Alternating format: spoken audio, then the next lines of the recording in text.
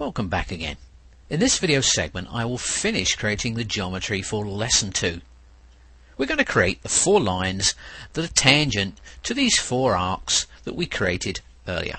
Let's get started with the geometry.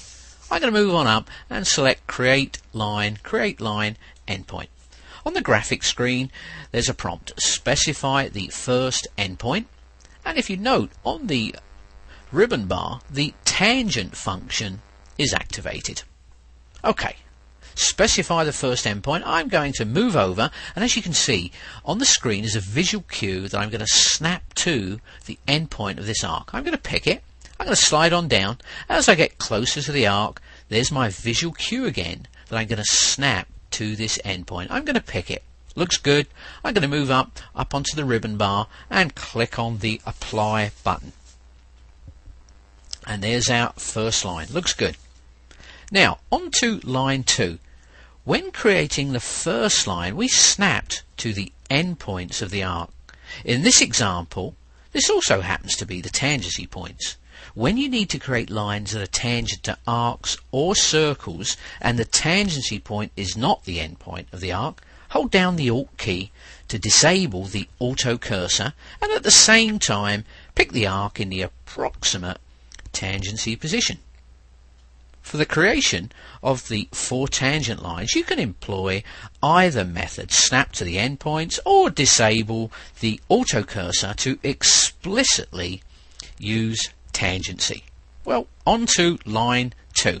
What I'm going to do is hold the Alt key down and pick the arc. As you can see there are no visual cues. I'm going to pick this arc. I'm going to move on down. I'm still holding the Alt key down and I'm going to pick this arc. Looks good.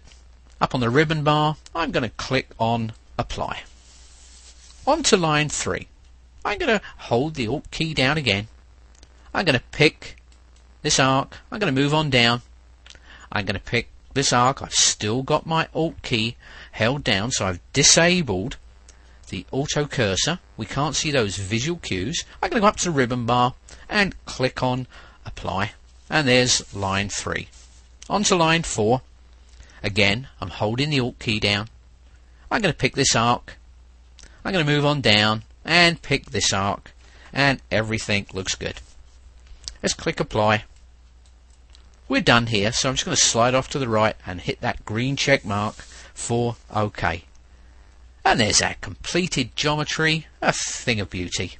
Next, let's save this file. File, Save As, and I'm going to type in Mill Lesson -2 and then click the check mark. This completes this video. Thanks for watching.